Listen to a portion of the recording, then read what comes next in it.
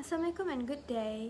My name is Alisa and today I will be presenting about the culture differences of South Korea and Japan by also applying Hofsted's cultural dimensions. On today's presentation, we will look at how these factors influence employee behavior and company operations in both nations. First and foremost, what is Hofsted's cultural dimensions? Hofstede's model includes 6 dimensions of culture, including power distance, individualism versus collectivism, masculinity versus femininity, uncertainty avoidance, long-term versus short-term orientation, and lastly, indulgence versus restraint. Now let's look at the 2 factors which I have chosen as how it relates to South Korea and Japan. The first cultural dimensions that I have chosen is individualism versus collectivism. Individualism refers to a society in which people are primarily concerned with their personal interests and those of their closest relatives. People frequently prioritize personal ambitions, freedom, personal accomplishments, and individual rights over group or collective basic needs. Meanwhile, collectivism refers to a society in which people regard themselves as a member of a broader group, such as their family, neighborhood, or a workplace. Loyalty to the collective, a sense of community harmony, and cooperation are prized above individual interest.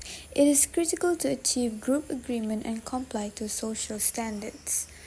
For masculinity versus femininity, masculine societies value competitiveness, aggressiveness, and success.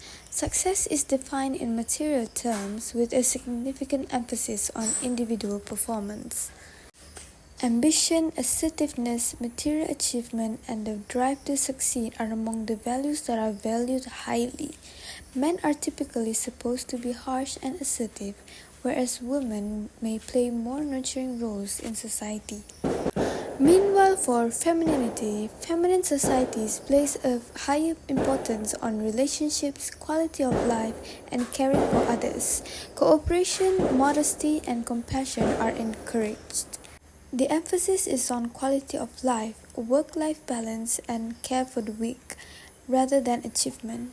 Gender roles may be more fluid and overlapping, with both men and women expected to be nurturing and kind. Now we are going to apply the dimensions stated to the country selected, which is South Korea and Japan. Based on the graph, it is seen that South Korea has a low individualism and masculinity score. South Korea scores moderately high on collectivism. Korean society values close links between families, communities, and workplaces. Group cohesion and loyalty are highly prized, and members frequently prioritize common objectives over personal ambitions. Japan also scores high in terms of collectivism. Japanese culture values group affiliation, harmony, and consensus. Individuals are extremely devoted to their family, company, or neighborhood, and they adhere to society's standards and expectations. So to conclude, in both South Korea and Japan, collectivism has an impact on interpersonal relationships, decision-making processes, and organizational structures. Companies in these cultures frequently prioritize team cohesion and long-term connections, which can affect techniques like reaching an agreement and risk management.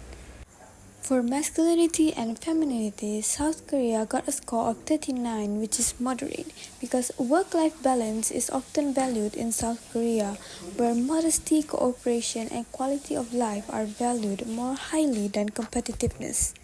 Meanwhile, for Japan, they got a score of 95, which is high. Japan is known for its strong work ethic and emphasis on competition, success, and achievement.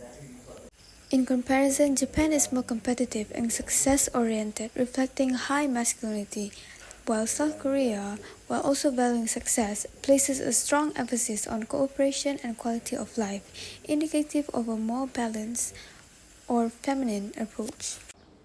Last but not least, recognizing these cultural characteristics allows us to recognize the underlying reasons that influence employee behavior and business procedures in both South Korea and Japan. Recognizing these differences and similarities can help improve cross-cultural communication and also teamwork. That's all from me.